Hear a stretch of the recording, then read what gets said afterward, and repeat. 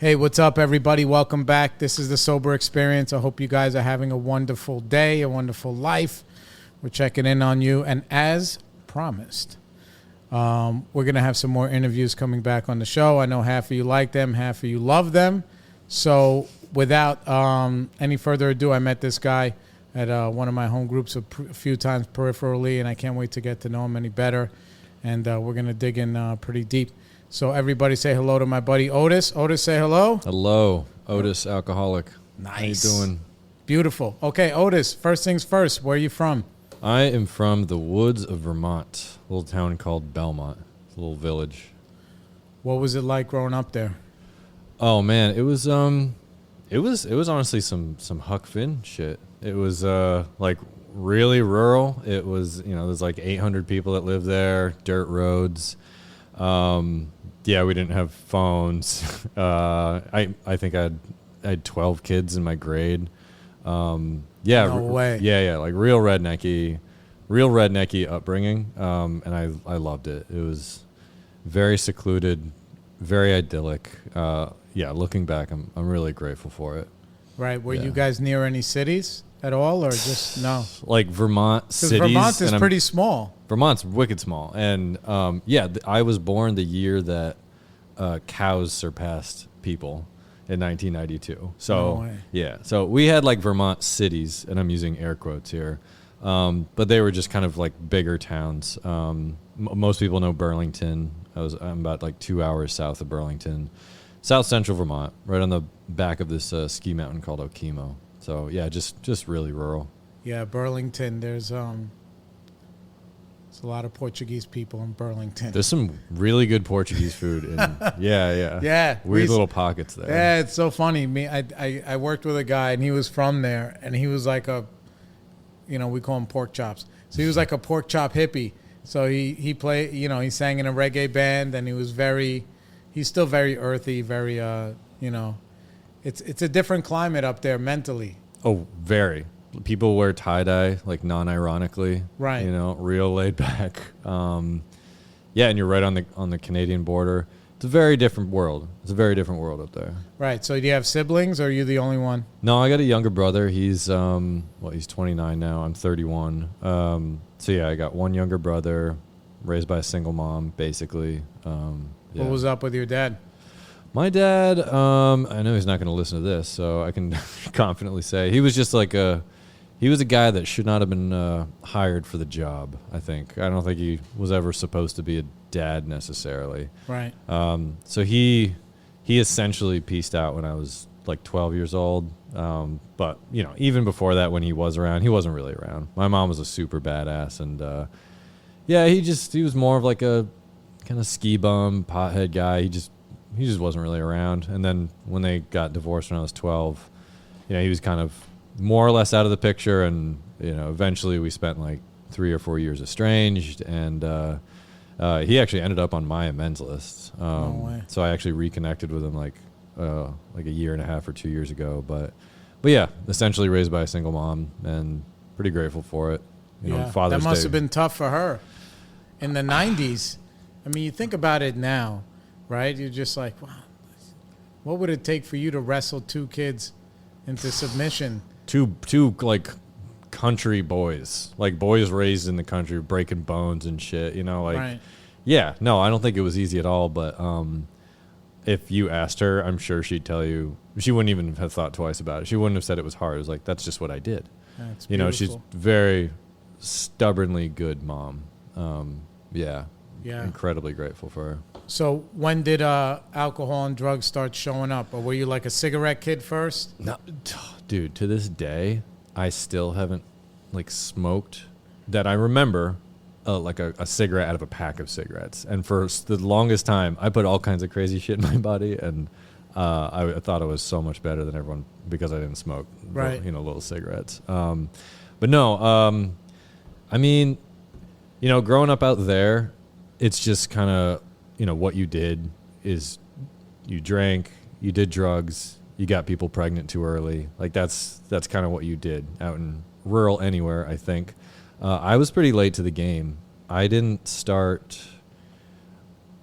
Okay, so both sides of my family kind of alcoholics. I mean, this is me taking their inventory. But alcohol was everywhere. It was constant. It was part of every family occasion.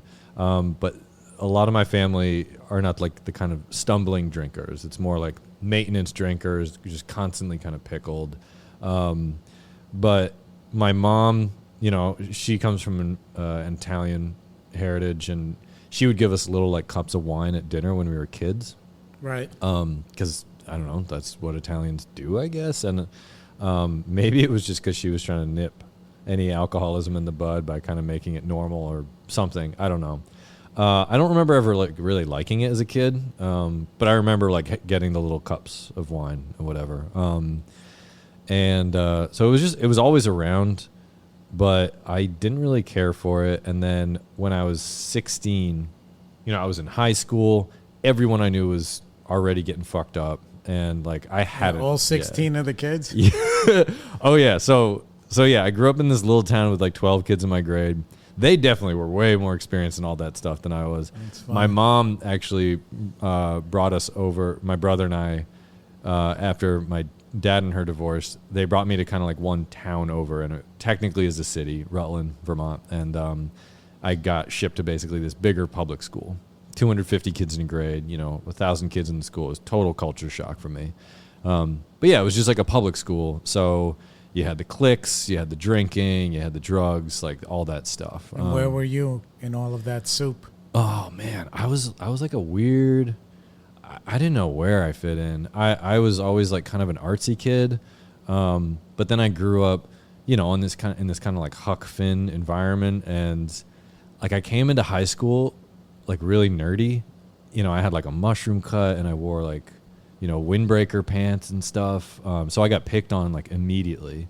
But I had grown up basically like cage fighting with all these rednecks. So like I'd get picked on, but I could throw down, you know? Right. So no one knew what to do with me. And I didn't know what to do with me because I liked art. I did like sports. I was like a nerdy theater kid.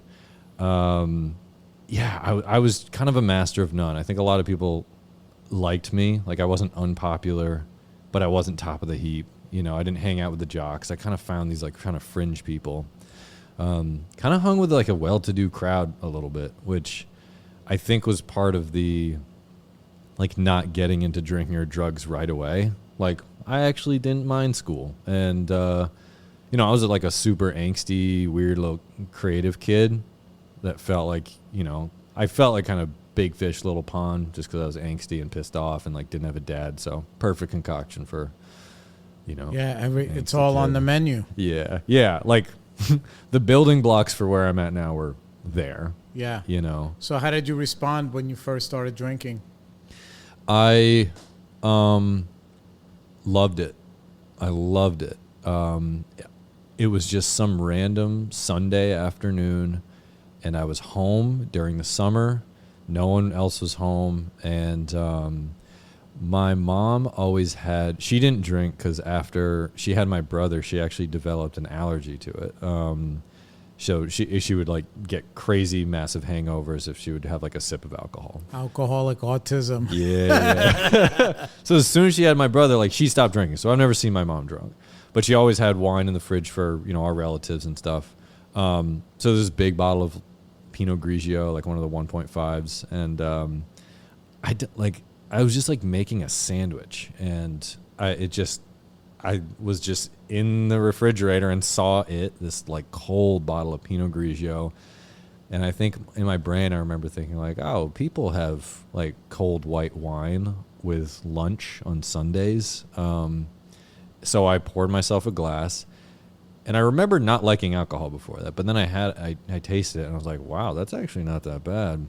You know, that first glass went down real easy. I ate my sandwich and I was like, well, I'm kind of good. I might as well have a second one, and had a second glass of. Not a second sandwich? No, the sandwich. No, that wasn't where my more mentality came in. It was the second glass, and then it was, wow, that went down easy too.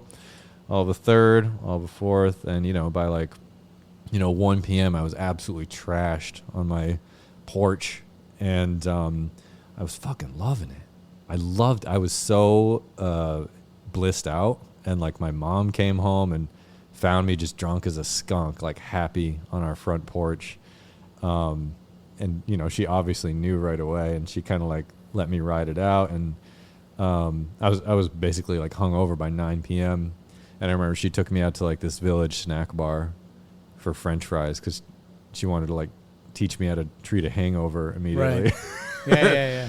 And she was trying to explain to me.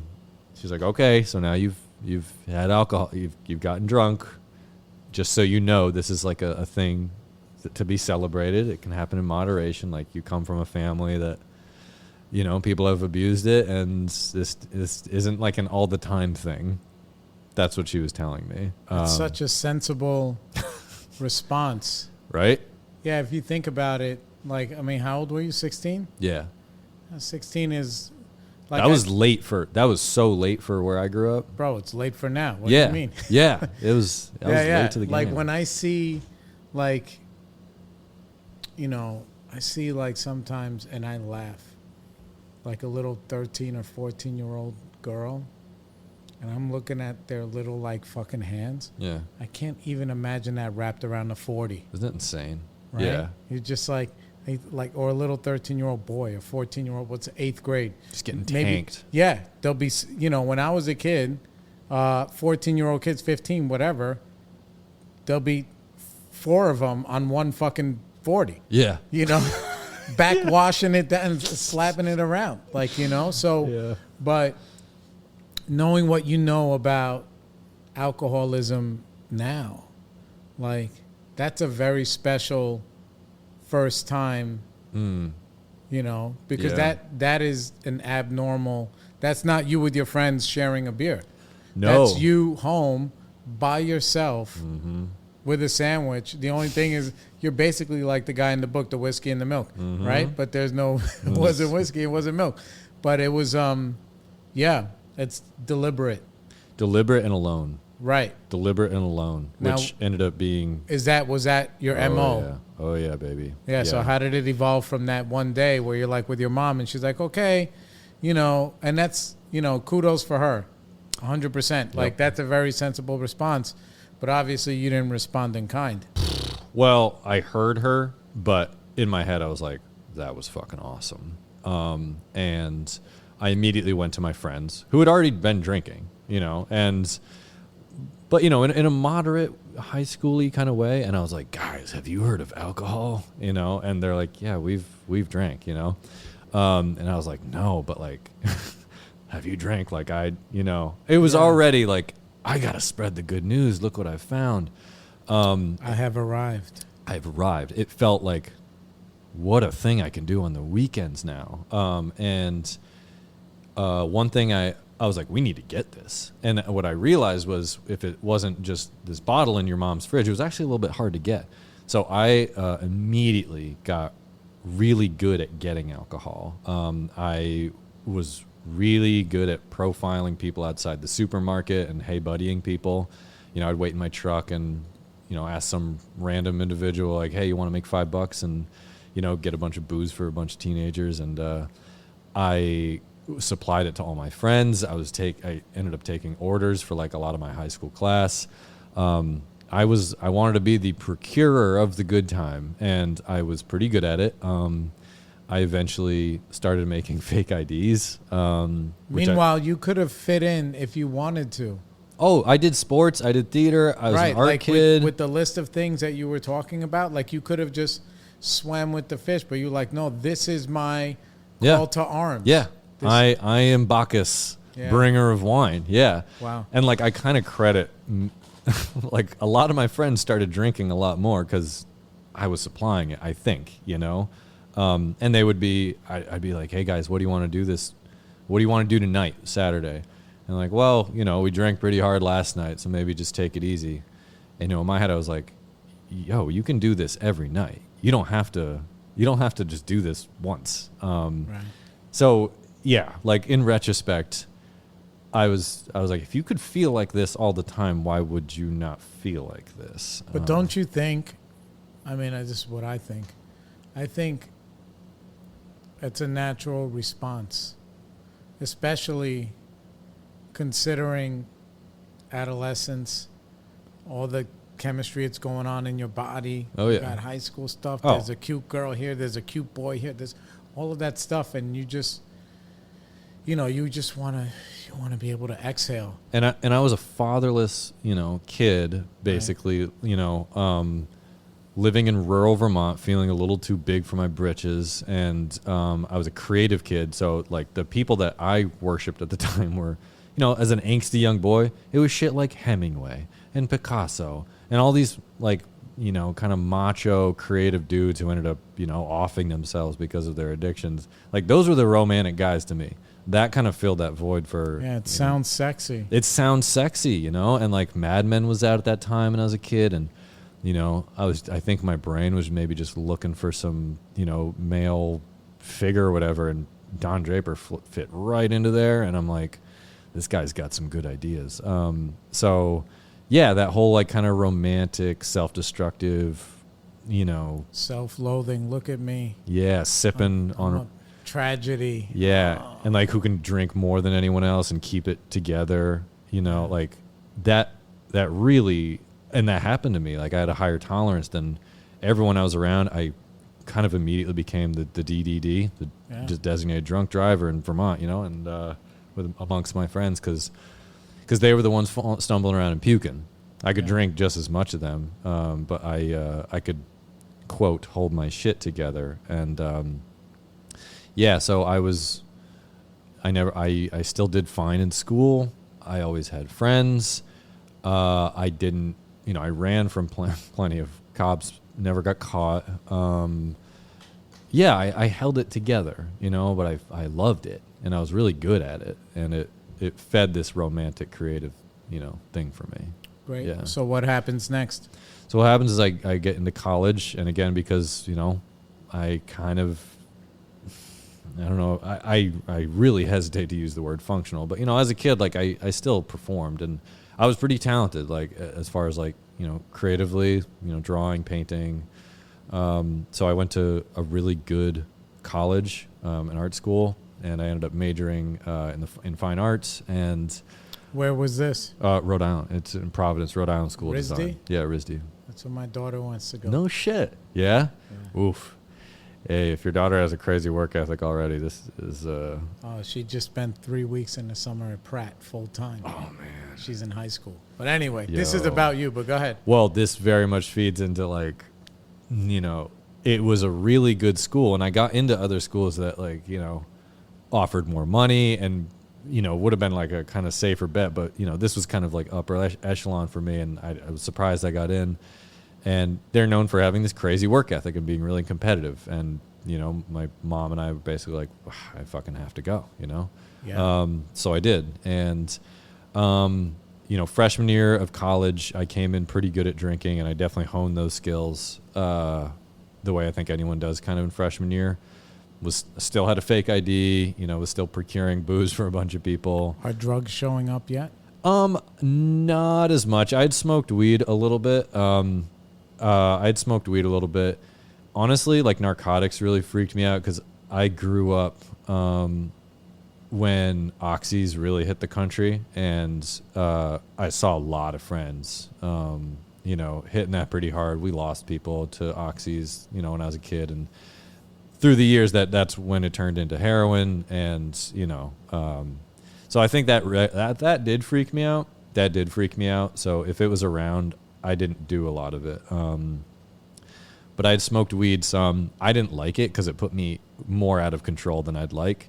And I was pretty good at getting so drunk or so pickled to a point where I could walk around and people wouldn't notice how fucked up I was. If I smoked weed, it kind of broke that, and I would always go over my limit. Yeah. So I was a pretty devout alcoholic. Yeah, loyal. I was very, very loyal to booze.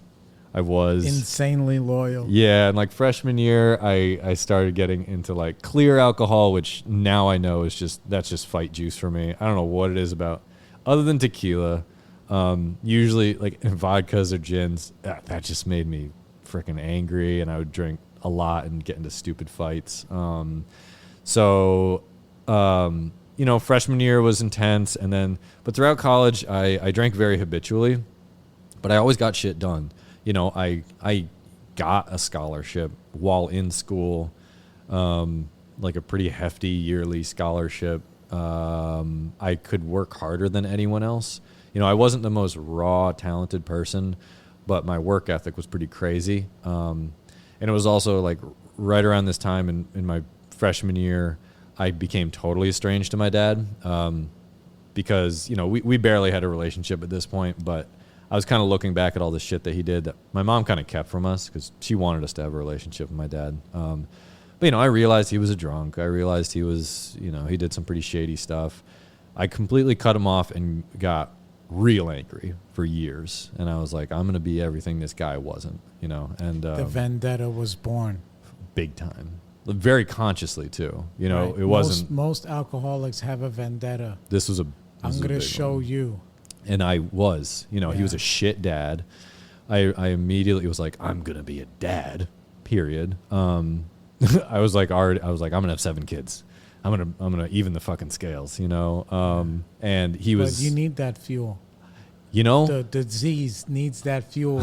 And not just the drinking disease, the disease of that's how you climb the mountain. As messed up as it made me, I'm still a little thankful for it because what he was an apathetic person who didn't have emotional tools to show that he cared for people. He had no idea how to treat someone he was in a relationship well. And my goal immediately, so consciously and deliberately, was I'm going to be everything that he wasn't, which was someone who was hardworking, someone who knew how to treat someone well in a relationship. And I fucking did all that. And it was completely fueled by spite and anger. But, man, I was a hustler, I worked harder than anyone that I knew. And, what were the results of that? So what happened?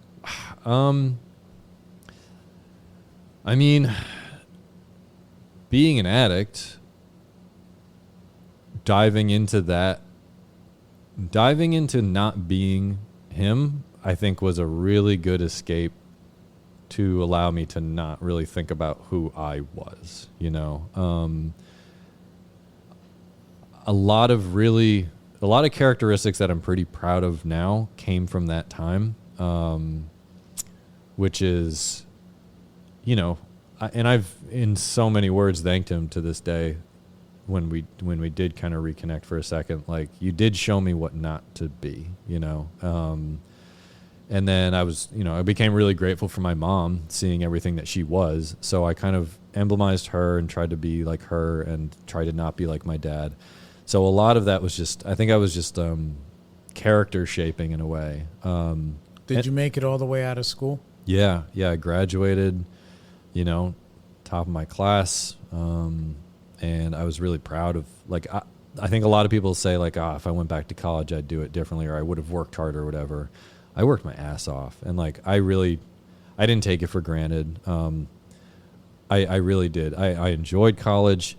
It taught me how to work creatively and hard. And I have a lot of really amazing friendships from there. And I was definitely habitually drinking all the time. And I had an art studio, and I was, constantly getting, pickled with friends, but I'd never stopped working. I was always working, and I was always drinking, and I was always drinking, and I was always working. It fueled, that's a big part of my story, is just the cycle of it. What'd you do after school?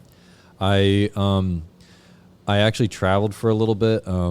I traveled in Peru for about 5 months because I was like, I don't know when I'm going to get to do this kind of thing again. And I sold one of my sculptures for $3,000. And I had planned to I wrote a Fulbright to try to go to Peru, and I got rejected immediately. But I had this kind of whole trip planned. Sold a sculpture. I was like, fuck it, I'm going to do this. So I bought a one-way ticket, and I spent 5 months traveling, pretty off grid, and just till my last dollar. And that really sparked this kind of love for, exploration. And then I came back, and my girlfriend from college was living in Philly.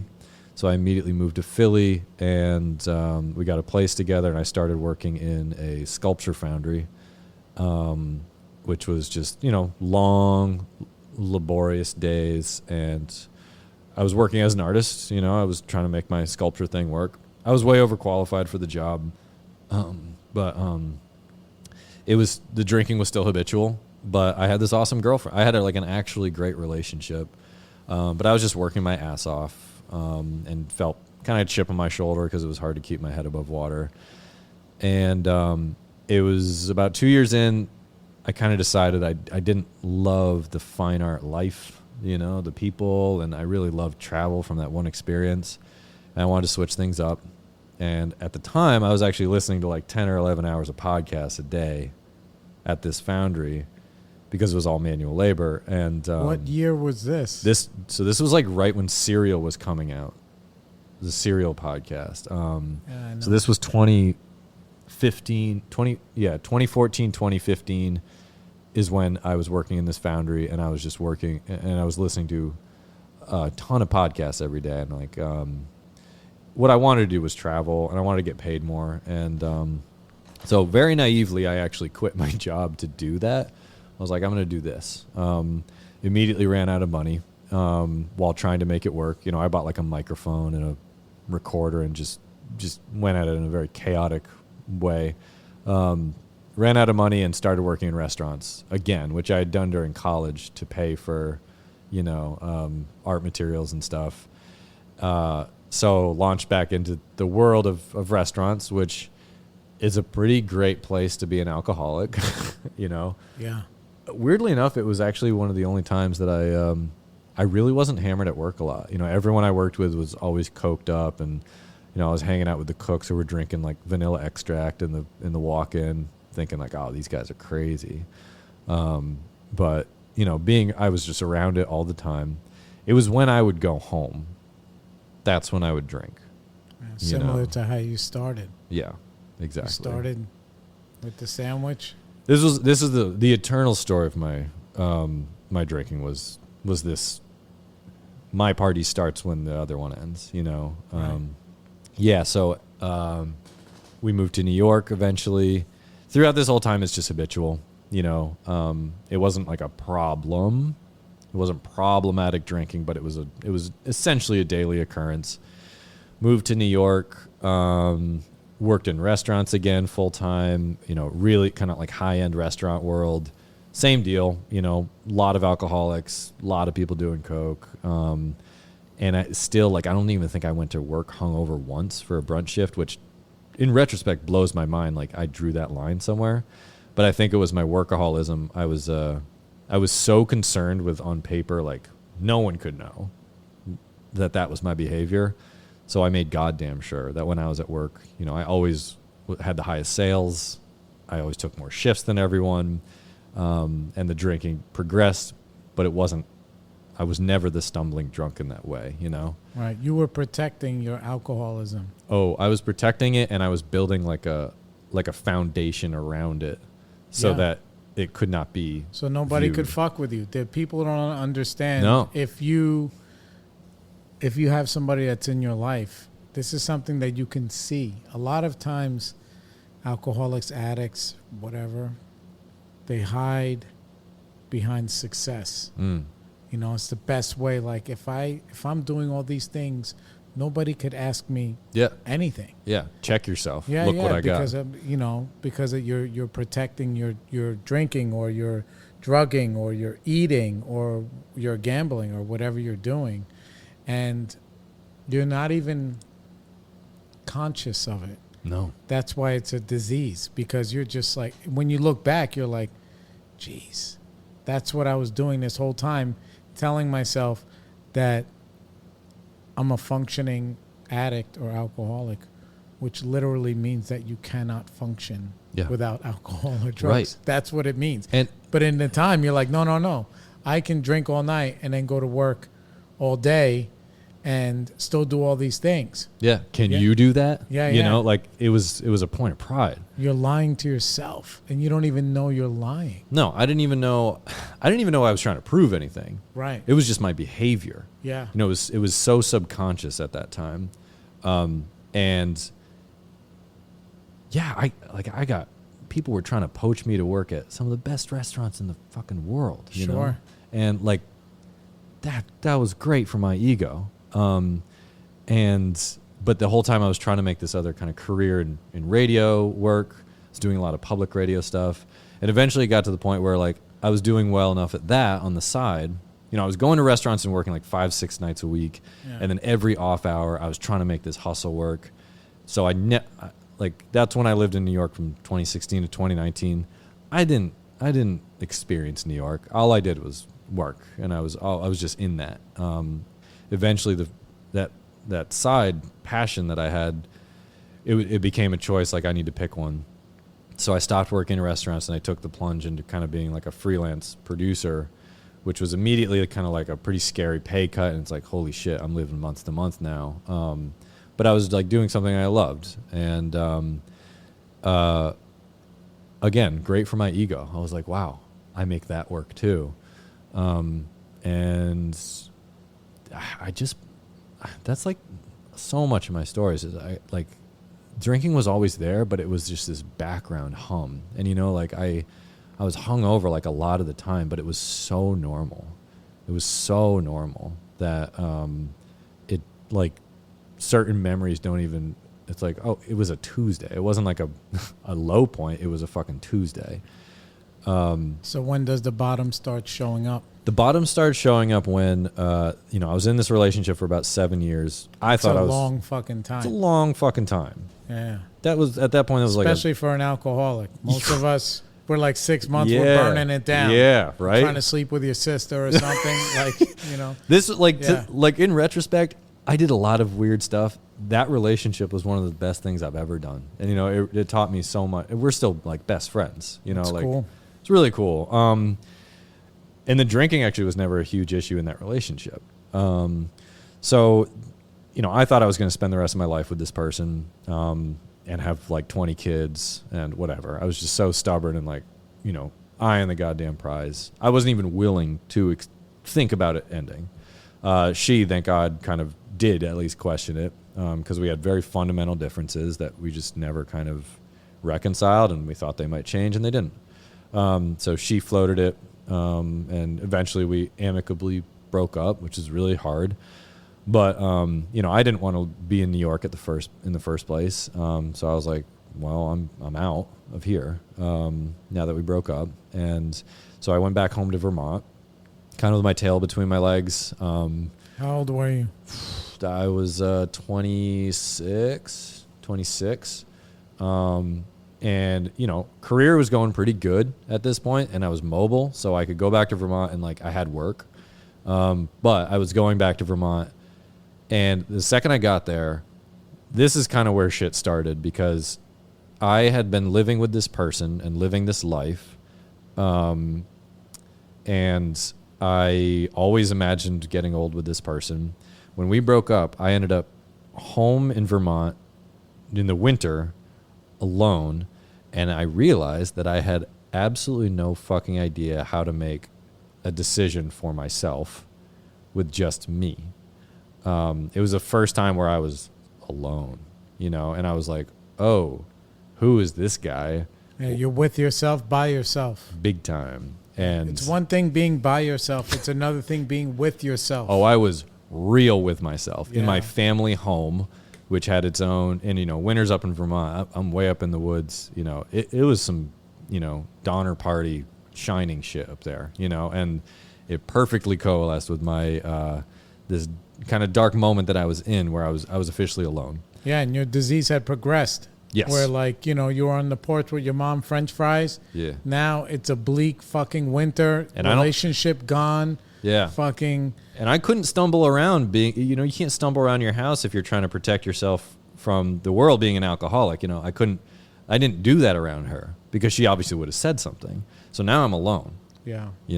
And the wheels start rattling, and the other thing was, first of all, I was like, what does life even look like now? And then I had come out of this really healthy, loving thing, and I felt kind of just like squishy and inexperienced, and I had some pretty intense chaos energy, and I was like, like I wonder, I'd never been single before. I was like a little bit excited to start dating around and seeing what that was like. But I was pissed off. I was really pissed off because I was like, what's the fucking plan? And I definitely, I remember very, very consciously being like, you know, we've been healthy and we've had some stability for years. It's time to start doing some crazy shit. You know, let's kick the wheels on this. It's my turn. It's my turn. And I was, you know, the cat was away. I didn't have a check anymore. And I was self-sufficient economically, you know, like, so I was ready to I was like, I had the healthy thing. Cool. Let's see what the other side is. The second arrival. And man, I did not have to like look far or ask too hard, because I found chaos in my behavior, just letting it go unchecked, and then very much in people, just regular people I would be around. I started hanging around people who I could drink with, you know, really drink with. And I was back home around my childhood friends, who'd grown up at that point, and, you know, we were getting messed up together. I found it in romantic partners. You know, some of the wackiest people that I ever met were from that time period where I was, you know, they say you get what you're looking for. And if I was looking for chaos, I found it in people big time. And, you know, right around this time, actually, right during that time, one of my best friends from growing up, I had these friends, they were twins, and one of them, he died. He overdosed, and it was like the closest we had that around my town. It was the closest friend that I had who that happened to. And where was your brother when this was going on? Oh my God, where was he? My brother had a rough go of life. He, you know, he didn't deal with the fatherless thing the way that I did, where I was like, fuck that, I'm gonna work hard. He just kind of disoriented, and he got really into pot. He dissociated, started hanging out with kind of a rough crowd, dropped out of high school.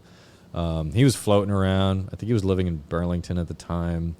So he was around. He was around, but deeply antisocial. So I didn't see a lot of him. We were not close at the time. We really weren't.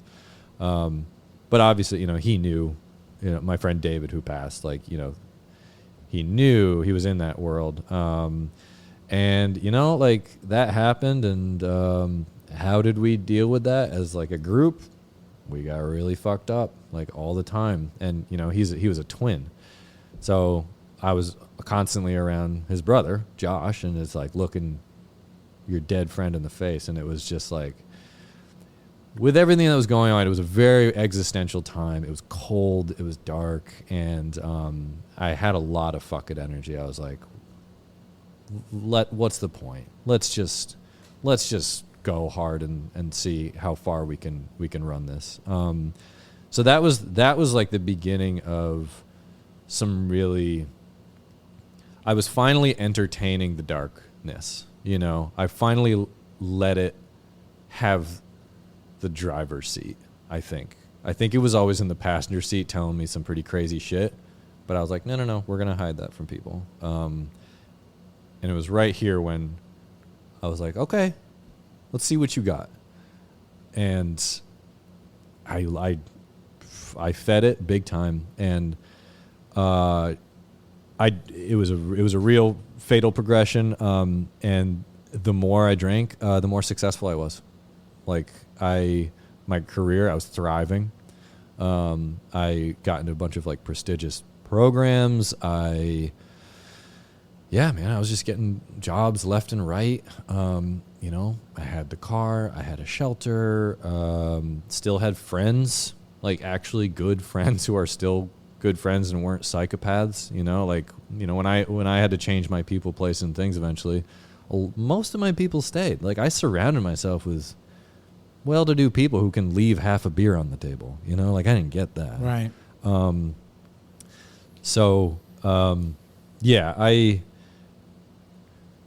I was always, when I was in Vermont, that's actually when I was driving drunk constantly, every single night. And, the stores would close, and I would, get enough for the day, and I would work all day, and I would drink my body weight in beer, wine, whiskey, whatever.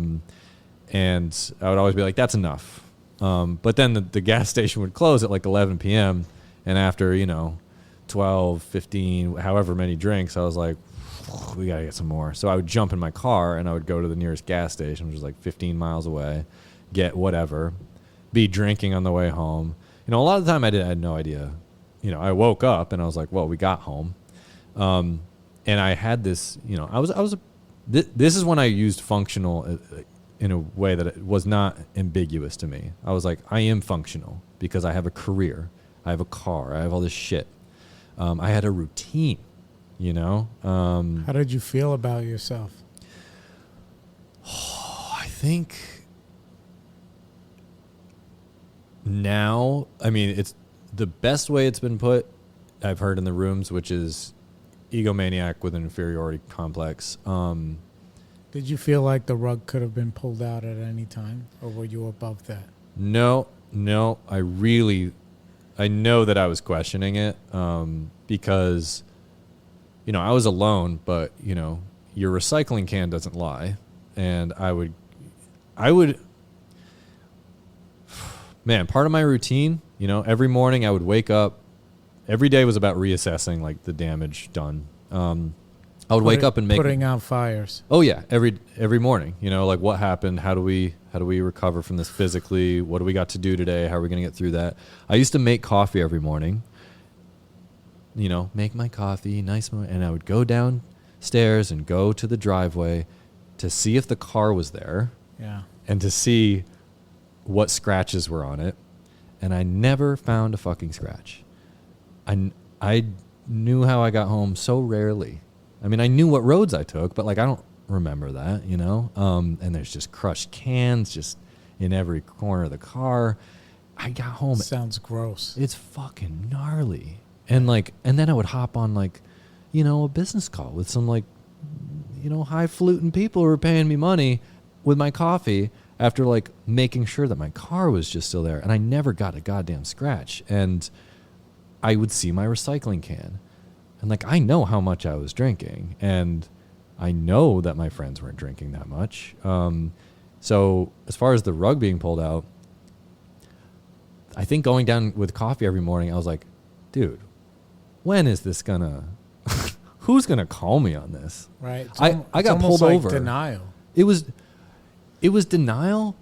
Because I was like, obviously this isn't a problem for me, but why? That's what I mean. Yeah. Where if you saw somebody else with that car, yeah, and it was your friend, yeah, you'd be like, listen, let's go for a burger. I'm gonna have to we need to talk. I have to sit down with you. Yeah, because this is. You don't have a scratch on your car because you're in the middle of fucking nowhere. It's not because you're a great driver. Right. Yeah. Right. Yeah. But for me, yeah, I got pulled over once by a statey, and I passed a sobriety test. Drunk. Yeah. What the fuck? I think he was a new trooper. Did you have to blow? No, he didn't make me blow. Yeah, I think he was a new guy. Yeah. But, he made me walk in a line and he made me recite the alphabet backwards, which I can't do sober. Right. And I did that shit and he let me go. And I remember getting back in the car and being like, well, alcoholics can't do that. Yeah. When in reality, we're the only people that could probably do that. So when does the bottom show up? The bottom showed up.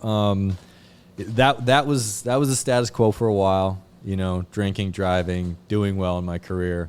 I had this beautiful facade around my alcoholism. The protection. Oh, I had lots of on paper. My resume was impeccable. And girls like me, friends like whatever. I had the bottom really started progressing once I built this van to go cross country. Which I bought this van with one of those volatile relationships. I met this girl and bought a van 2 weeks into knowing her. We split up 2 weeks later. I ended up with this van. I was traveling cross country, very much running from shit, and I ended up in New Orleans and got stuck there, which is just what happens when you're an alcoholic traveling the country, you get stuck in New Orleans. It's a great place to be a drunk. Spent a few months there, started going to my first real benders, started like really hanging out with people that, to me, I felt like I was like a tourist in this underbelly. You know, I was like, it was sunrise and I was outside a bar with these fucking degenerates, you know, and I'd be like looking at them and be like, wow, look at these guys. Like, these are real bottom of the barrel folks. And, you know, after the fourth or fifth bender, you know, I was like, oh, I really fit in with these people. And the pandemic hit and I ended up back home in Vermont. And I ended up kind of in a relationship with someone who could kind of hang with me. You know, we drank to a certain degree together, but then I, you know, drank more after. And it really spiraled during the pandemic because I was just stuck in Vermont and, again, career thriving. And I really was going for it, drinking more than I ever had. That relationship ended. And once again, I was left without a check. And I just, it was so out of control, you know, and it was, the physical fucking consumption blew my mind. And again, to like protect myself from that, I would wake up and like, you know, go for a 5-mile run because alcoholics don't do that. And I could do it. I could vomit at the end, but like I could do that. And I'm like, okay, well, we're not an alcoholic for another day. I had a therapist for years because alcoholics don't have therapists. Did the therapist ask you about your drinking? Not once, but did they know about your drinking? Absolutely. My therapist was awesome. It took me a while. Yeah, it took me a while to find a good therapist, but I found this one totally by chance. And she had like 15 years in drug and alcohol counseling. She knew, but she was good at her job, so she knew that I needed to come to her eventually. And so when do you ask for help? It was like, what was it, September of 2020. I could feel my organs, you know, like the recycling bin was just terrifying. And, you know, I had been teaching kids classes at local schools and I was getting fucked up on the lunch breaks and going and talking to these kids and their parents and stuff like that. And it was, you know. It wasn't cute. It wasn't cute anymore. And no one caught me. And I know that like through the years I kept pushing the envelope because I think I wanted to help maybe, which maybe was why I kept pushing it. But honestly, I don't think I gave a fuck. You know, I think that's why I drove drunk all the time because like I didn't care. You know, I didn't care. I drank alone for the same reason that like a lot of people drink at parties. It's because they're like uncomfortable with the company. You know, like I drank alone because I couldn't stand being with me. So at that point I couldn't be alone. And then I was drinking constantly around people. And it was this thing that was in the back of my mind. For years I had tried to get sober on my own, you know, a bunch of times. I would do 2 weeks at a time, 3 weeks at a time.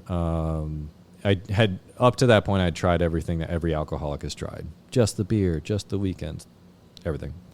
So it was always in the back of my mind. And then it was one day I was talking to my therapist and I was like, so I think I would, maybe today she's like, what do you want to talk about today? I was like, I think I might want to talk about like my drinking.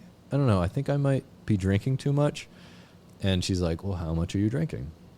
And I told her, and I lied. I shaved some numbers off. Of course. What? Because, yeah, of course. Alcoholic math. Yeah.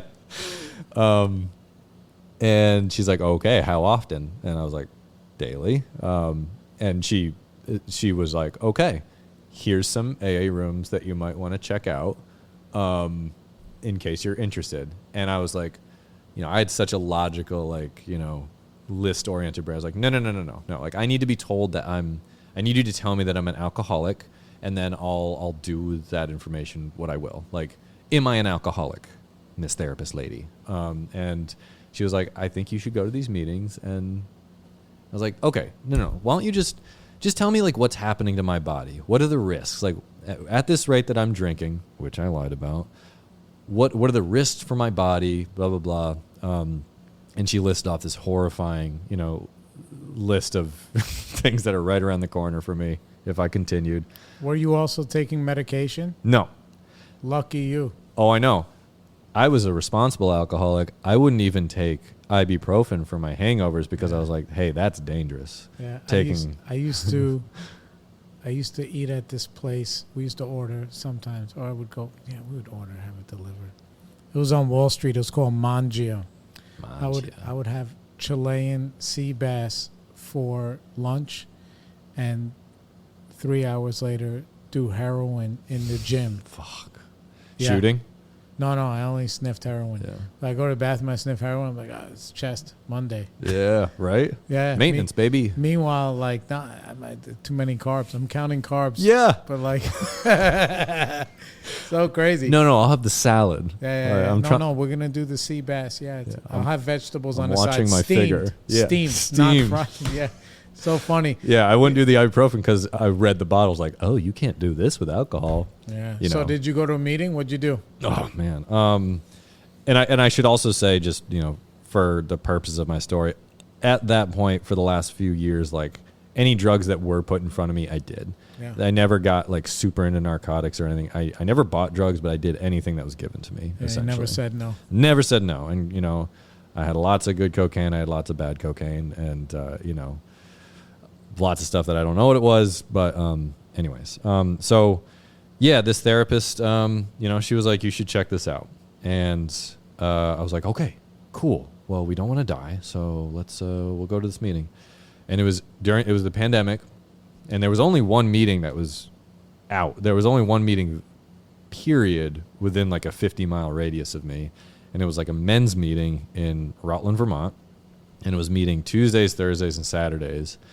And that was a 40-minute drive for me, but I went, and it was September. It was the beginning of September. And I remember the night before I had drank, I don't know, like just so much wine, a bunch of beer. And then I finished the night with a bunch of Trulies, and I'd woken up in my car in some weird pull off in the woods.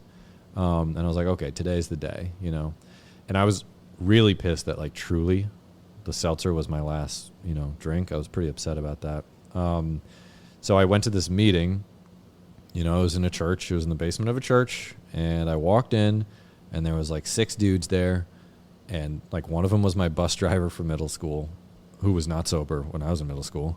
And they welcomed me. And I was like, what the fuck am I doing here? The meeting started, and everyone...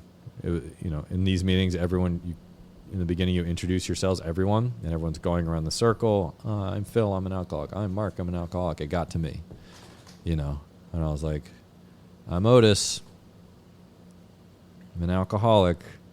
And it was just like, oh, like you can't put those words back in, and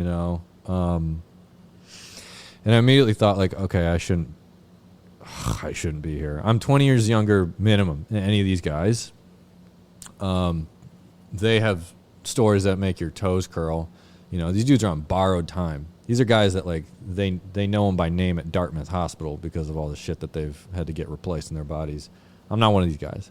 Not yet. Right. So they started sharing, and that feeling of just someone else narrating your fucking brain, like they started sharing, and I was immediately like, fuck, like these are my people. God damn it. Up till then, like I told you in high school, I was this floater. I was like the art kid, the sport kid. I now have that thing that I know is an alcoholic thing, and not feeling like a part of any group. I never felt like a group.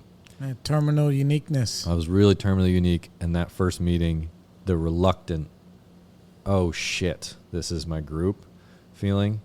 And I don't think I think I did share. I think I was just like, just trying this out. I don't know, maybe. But I was scared. I was scared coming into this, like, of my alcoholism. The only reason I showed up is because I was scared. of what was happening in my body. I was terrified by how much I was drinking. I knew I was stuck in a death loop that I couldn't get out of. So I was going to follow whatever my therapist said. She said, try this out, and I recommend that you, like, one of the guys is going to raise their hand and go get a sponsor. I'm like, I don't know what that means, but, like, okay. I was scared. And 2 guys raised their hands. One of them was my bus driver, and it was not going to be him. And so I went to the other guy, Mark M., and I said, will you want to be my sponsor? And he's like, well, what are you looking to do? And I told him I was actually trying to continue this road trip that COVID stopped me from, and I was going to get sober on the road, do AA across the country. And he's like, okay, that's not how it works. Why don't you come over and we'll talk about it? And he lived pretty close to me in the woods, and I did. And he didn't agree to be my sponsor yet because he said, like, I think you should sign a lease here in Vermont and, like, get sober. And I was like, no, not an option. This is my hometown. Absolutely fucking not. Am I gonna, like, I got shit to do. But I'll go to your meetings, whatever. And I did. He gave me a big book, and like a good functional alcoholic, I started blowing through that thing. I got the highlighters out. I had lots of edits for it, but I was motoring through it and showing up to all 3 meetings that I could. And 2 weeks went by, and my life felt different, and I would, like, upon my therapist's recommendation, I had, like, kind of written a letter to all my close friends, telling them what I was doing, that I was getting sober, and this is how much I drink. Lied about it on the letter too, for external reinforcement and to, like, make it real. And so those first 2 weeks, I went at it academically as hell, and I was feeling good, real good. And I still had plans to leave. And then I put myself in this situation where I had reconnected with, like, an old friend who I had dated in high school. She lived up in Burlington, and she said, we've been trying to connect for a while. And she's like, you should come over and, like, have dinner with me and my fiance. Like, let's, like, old times. I was like, yeah, that sounds awesome. And for some reason, I was going up there for a recording session. I was like, let's do it. I'm feeling sober. I'll bring a fucking pie. And showed up at this person's house under the, illusion that I was going there to hang out with her and her, like, new husband or whatever.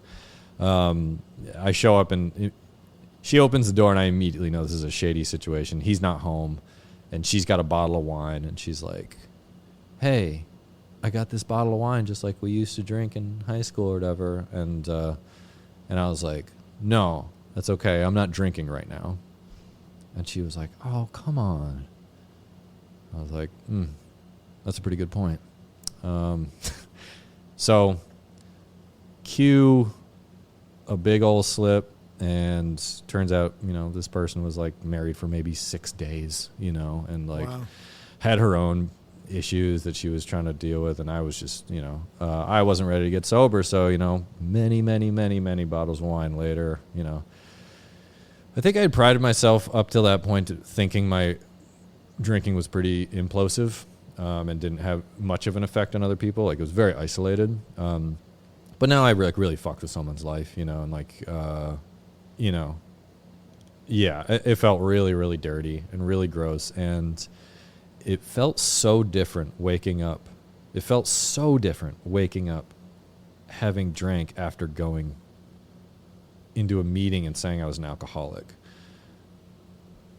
It did not feel like another day where I was like, I'm not going to drink today. It was a very different feeling. It was shame. It was bewilderment.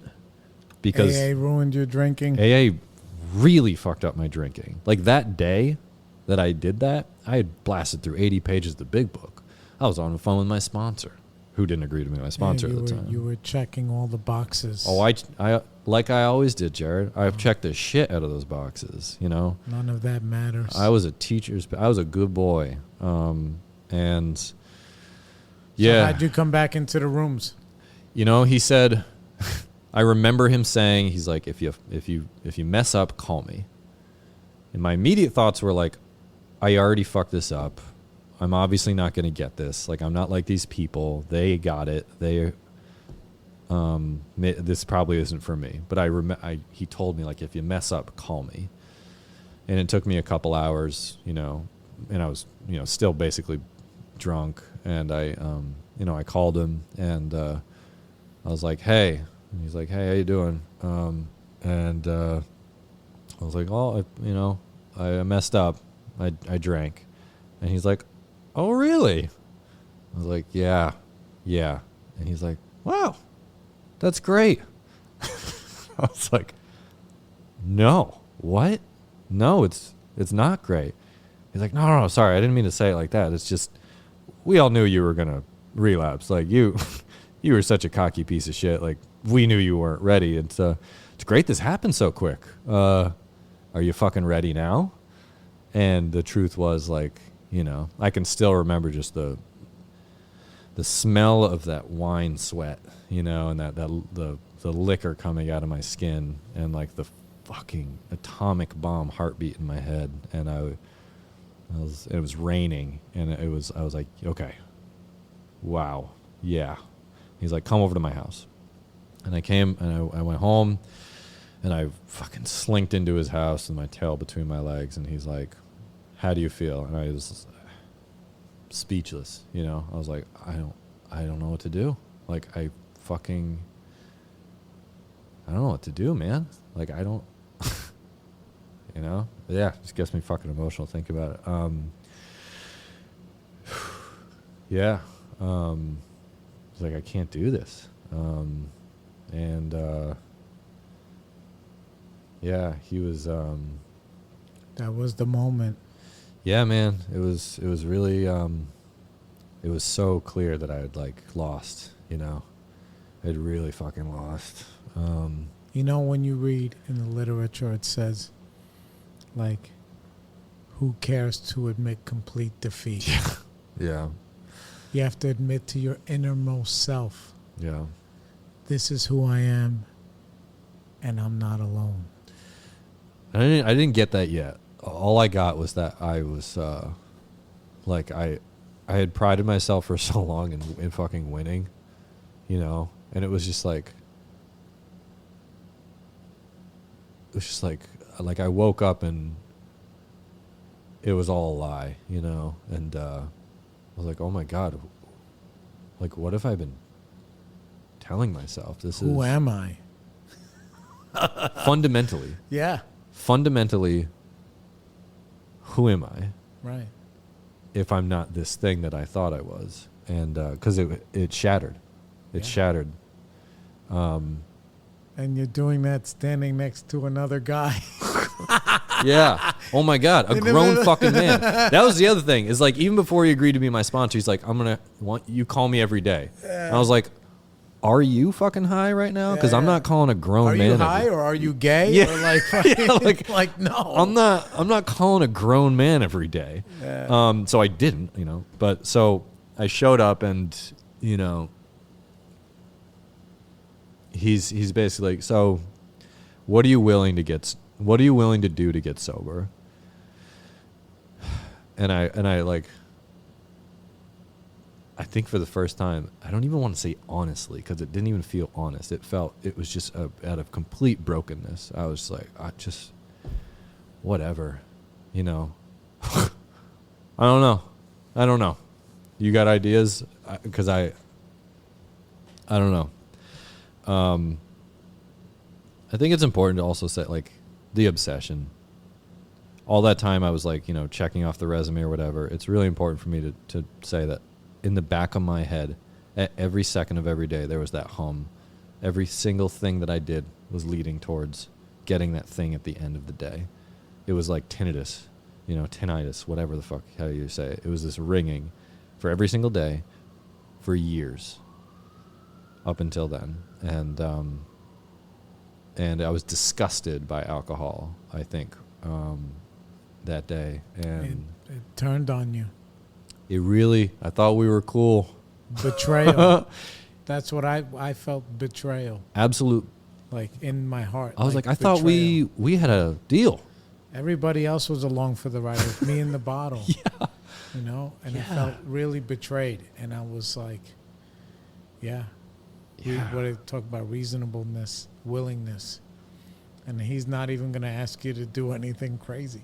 No. It just sounds crazy to you.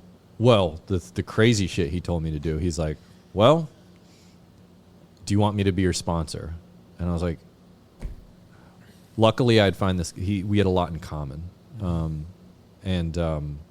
He had gotten sober at like 44. He had like 23 years at that time, 21 years at that time. And I was like, yes, I do. Sure. Sure. You know, slim pickings out here. Sure. And he's like, well, you have to follow my suggestions if this is going to work. And I was like, sure, whatever. And he's like, I highly suggest you stay here and get sober in Vermont. And as soon as he said that, I knew he was right, you know, and I hated it. I was like, fuck.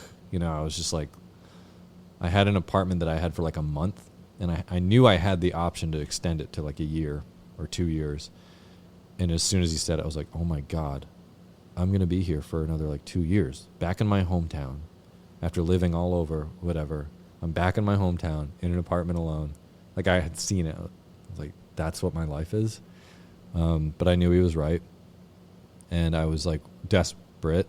And I was like, fine. I'll sign a lease. And this, you know, apartment had nothing in it. He's like, you're going to sign a lease. You're going to call me every day. And you're going to go to every meeting that we have, which was 3 a week. That's all that we had. And I'm driving 40 minutes each way to get to it. I was like, okay. He's like, we're going to meet every week. We're going to talk. And we're going to start reading the book. We're going to start reading the traditions. We're going to start reading the 12 and 12. We're going to start in step 1. We're going to read it out loud. I think we read it out loud that day, actually. And he's like, we're going to stop every time you have an issue, and we're going to talk it out. You don't go ahead and don't read this alone. So I remember reading step 1 for the first time with him, and I felt like I was being punked. You know, I was like, who had the cameras on me this whole time and was able to write this? Like, it was narrating every sentence that has ever run through my brain as far as alcohol is concerned. It was ghostly. Like, I did not understand how a piece of writing could pertain to me the way that this thing did, you know. And I was still in denial a little bit, you know. But reading this, I was like, it's over. It's done. It's over. There's no more. I can't put this toothpaste back in the tube. We're fucked. Like, we are here.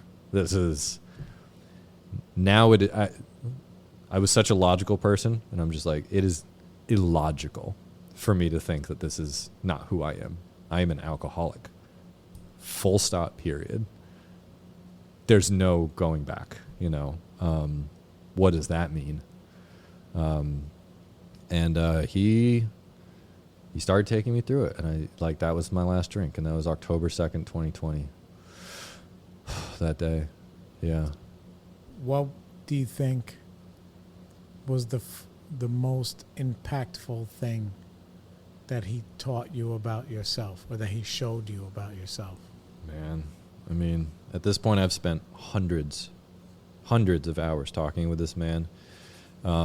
We've covered everything that I could possibly imagine. So that's hard to say because, you know, every step was a lot. But I would say, you know, again, because the story of my drinking was like I drank alone. You know, even when I wrote that letter to my friends, a lot of them were like, dude, you're not an alcoholic. We've drank with you. And I was like, yeah, we drank together. And then I went home. Yeah. That's when my party started, you know. Yeah. I loved drinking alone. It was a romance for me. And that is something that, you know, because of that, my amends list comparatively to other people ended up being a lot shorter because I put so much labor into just destroying myself, which is what I wanted. I didn't care. I had very little self-worth. So one of the things when I first got sober, you know, a few weeks went by when we were just talking, you know, and I was trying to call him every day and it wasn't really working. Eventually it did, because he actually took me outside the room one time when I showed up for meetings, like, hey, you didn't call yesterday. Why? And I was like, I don't know. He's like, do you have a good reason? I was like, I mean, he's like, it's not a lot to ask. Get your shit together. Call me. And he emasculated me. And I think he clocked me early because he knew that would work. And I called him every single day since then and haven't stopped for over, 2.5 years. He, we were walking very gently through the steps and, a few weeks, and I was like, I was just alone in this apartment. I was like, I need fucking homework, man. Like, I'll do what you say. I'm in. I'm going to call you. I'm going to do all the things, but like, I need homework. Give me some shit to do. And he was like, fine, Jesus Christ, dude. Here's a cigar. Go smoke this. And I was like, that's stupid homework. I didn't smoke. I didn't like cigars, But again, desperate. And I was so begrudgingly doing everything this guy says. I fought him, but I did everything. And the next week we met up and he was like, did you smoke the cigar? I was like, yeah, I smoked the fucking cigar. And he's like, how was it? I was like, it was awful. It smelled like shit. I was outside for like an hour and a half. It's cold. And I got a headache and I was alone. I couldn't do anything. It was just me for fucking an hour and a half. It was excruciating. And he's like, yeah, you need to know how to do that. And that hit me like a fucking train. Because he's like, why can't you just be alone? And like, the answer was awful, which was I hated myself.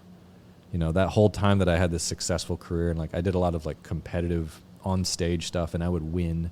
And every time I would like work so hard to like perform and do well. And then every time I would win, my immediate thought was, I've tricked all these people.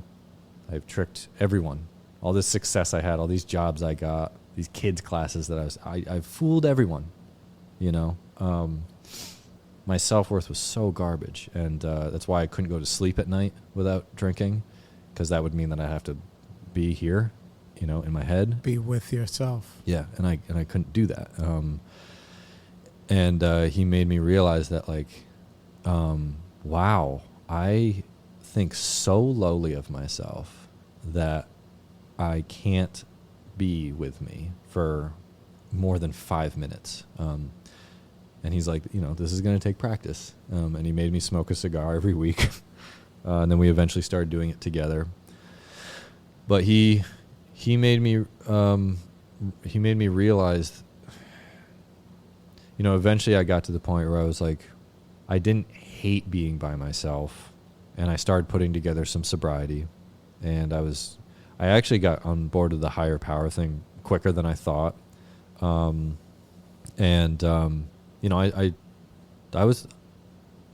was doing it right because I was really desperate and I took all his suggestions, even though I would fight him on it. And I really didn't want to drink anymore. I was completely repelled by it, which blew my mind. It repulsed me. And I was so scared of what I had done, and what I could become once I zoomed out for even a fucking second. After 2 weeks, you finally get a little bit of like, holy shit, what just happened? And you look back at who you were even 2 weeks ago, and you're like, oh my God, we have a problem. So I didn't want to drink, but, like even at 6 months, I was one of the youngest guys in the rooms. And when I got 6 months, all these guys that were telling me like, you don't have to go back out. You're the guy that like we're saving that 15, 20 years of hell from. You're the fucking guy, If you have any questions of what it looks like, look at us, So when I hit 6 months, people were really, they really came out for me. And, I got my 6 month coin, and I remember being at my sponsor's house after that. And he, it was always just me and him. And he was like, I'm really proud of you, like, good job. And I was like, thanks. Yeah, it's cool. And he's like, no, like, good job. Like, you should be really proud of yourself. I'm like, yeah, yeah, fine. It's cool. He's like, why can't you just take a compliment? Like, you earn this. And, you know, even in sobriety, I was like, I don't think I deserve this, you know? Like, I know on paper that I haven't drank for 6 months, and like, I know I'm doing these things, but like, why? Why do I get this? You know? I didn't earn this. I'm a piece of shit. I had art, like, even in the 6 months that I had been there, I had seen people who had like 24 years pick up a beer and die, you know? Why? I had friends who fucking died. Yeah, the why is not really, it's always a how. Yeah, because none of that stuff, including your success, comes out of nowhere. Yeah. Yeah. And he was like, why can't you should be proud of yourself. I suggest here's what he did, because at that point we had established that Otis needs homework because he's a psycho. I needed physical things to do, to practice gratitude, to practice acceptance, to practice humility, and, you know, admitting defeat. And he's like, here's what I want you to do. I want you to go home and pat yourself on the back. I was like, okay. He's like, no, physically. Like, pat yourself on the back at the end of the day when you're sober and you did another day sober. I'm like, I'm not fucking doing that. I'm not patting myself on the back. Like, I'm a grown man. I'm not. Absolutely not. And he's like, are you going to take my suggestions? I was like, ugh, I hate when he does that, you know? Because I knew that I was going to. Right. Because this guy had not led me astray. So I remember going home and like looking in the mirror and like, oh, you know, patting myself on the back and feeling physically ill, like, ooh, you know, and like because he told me, he's like, you tell yourself good job. Like, oh God, that's like excruciating. Like, but like that's the thing that I think I learned so much with him. So it's hard to say what's the most important thing, but like, I think the reason that I drank and the reason so many people I know have drank is because, like, at the root of it, no matter how malicious they are, no matter what they've done, there is such a discontent with who they are, right, that they cannot exist without something to escape from and escape with. And that was my story. And patting myself on the back and actually believing that I deserved to not be fucked. You know, I heard someone explain steps 1 and 2 in the simplest ways for a very godless fellow who I heard speaking. He's like, yeah, my sponsor, he knew that I couldn't get along with the God thing, and the wording was hard for me. So he put it simple for me. Step 1, admit that you're fucked. Step 2, admit that you can be unfucked. Yeah. And then step 3 is admit that you cannot unfuck yourself. And I think the unfucking part was hard for me because I think I believed it because I had seen these other guys put together decades of sobriety, and like, I know that they can do, I know it's possible. I believed in the program, but I had no idea what it looked like for Otis to have a life that's unfucked, and what it looked like for Otis to be happy at one point, and what it looked like for me to deserve that. I didn't think I was only doing it because I knew it worked for these people. I knew I had to because I had something in me that wanted it. But it was really hard for me to believe that I could ever be earning of a life that was good. Like, I think it was really hard for me to imagine being happy with myself. I'd never done it before, so I didn't even have a concept of what that looked like. I didn't have a concept of what that felt like. When other people were proud of themselves, I was like, good for them. They either believe that or they're putting on an act, but that's not in the cards for me. So he made me realize that I couldn't be alone, and then he made me pat myself on my fucking back, and like, I remember the first time I had to say it like 20 times in order to believe it. When I hit however many months, I was like, good job, good job, good job, good job, like. And another thing I had to repeat to myself constantly is like, you're enough, you're enough. You're enough. You're enough. And then eventually just be like, dude, you're enough.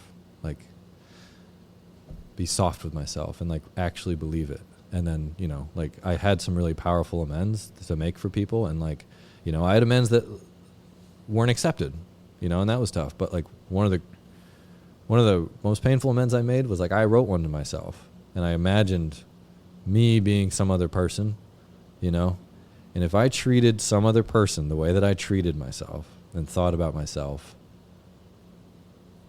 it was fucking heartbreaking. It was absolutely heartbreaking to write that and say, wow, you really treated yourself like that. You thought so lowly of yourself. You absolutely wanted oblivion. You wanted to die. You maybe were too much of a pussy to just do it, but like you tried in so many ways to let the universe have it happen. So many close calls, that my bottom is my relapse, but I can point to scores of times where like, if one little thing happened differently, I would not be here. I put myself in so many sketchy situations. And you were like masquerading it as like this debonair Hemingway kind of like tragic thing. Yeah. When you were just a drunken fucking... I was a fucking drunk. Yeah. I was a fucking a drunken tumbleweed. Dude. Yeah. I had all these ideas. Doing geographics. Yeah. I was on I had pieces that were like showing up on national radio, being heard by millions of people. Yo, I woke up on like the edge of a fucking levee, and if I had rolled to my left or right, I would have fallen 20 feet onto like spiky rebar. That's who I was. Yeah. That's who I was. And I thought for a while that's not who I was, but I was the drunk driver. Yeah. I was not. I get so freaked out when people use the term functional drunk in meetings, because it gives the idea to a newcomer who believes that they are because they have that car, that job, whatever. There is no such thing. As a functional drunk. And I believed that lie for a long time. Man, I was the degenerate that I thought I was hanging out with, like I was not a tourist in that world. Yeah, it's a beautiful story. All right, we're going to wrap it up. The one thing I'll finish with is impactful thing, similar to what you were saying, was what I really needed and what I give people now is validation. Yeah. Like when I make amends to other people, it means I'm letting them know that they matter.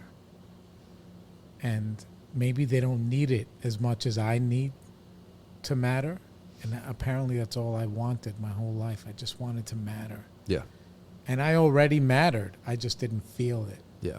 So when I give that to somebody by saying like, listen, I'm acknowledging that you weren't crazy, that I was just, my attitudes and my behavior put us in this circumstance where, here we are now. Yeah. Yeah. And I'm sorry, and it's like, that's like the magic for me. And that was the thing, that my sponsor at the time, he shared with me. It's like everybody wants validation. Everyone just wants to. They all matter. Everybody matters. Your mom matters. Your dad matters. Your brother matters. Everybody matters. Yeah, and if there is someone, a newcomer listening to this, like, if there's any fucking takeaway from this, it's like, you deserve to be here. And you'll be patting yourself on the back. Yo, if you're feeling like doing some serious homework, you can pat yourself on the back. And okay, first, just thank you so much for letting me do this. It really means a lot for me. And my parting words to anyone going through this, whether you got years or whatever, is just, I was a stubborn, godless fuck who was obsessed on a daily basis with booze, and just do it. Just shut the fuck up and do it. Just do it. Like, just do it. Like, cut the shit and do it. And the way that I check myself with that right now is by doing a lot of service. I've got sponsees, and I am now freely giving back what I was given. You know, all those trite sayings that I thought were bullshit in the beginning. And I can be by myself now, and I like being a part of this community. I have no interest in what it looks like when it stops. So yeah, if you're new, just fucking do it. Just stay. It's just so much easier. It just is. And thank you so much for doing this show, because it's huge. Oh, it's huge to have. It. This is a wealth of information. Yeah. You know, I have a lot of newcomers being like, what should I listen to? And, you know, like, I can say the big book tapes, but then I can say this, you know. Oh, that's so beautiful. it's incredible that you do this. I appreciate it. Thank you guys so much. Thank you for listening. Like, subscribe, share with all your friends, share with people you don't like just to piss them off. And we'll see you guys on the flip side. Peace. Later.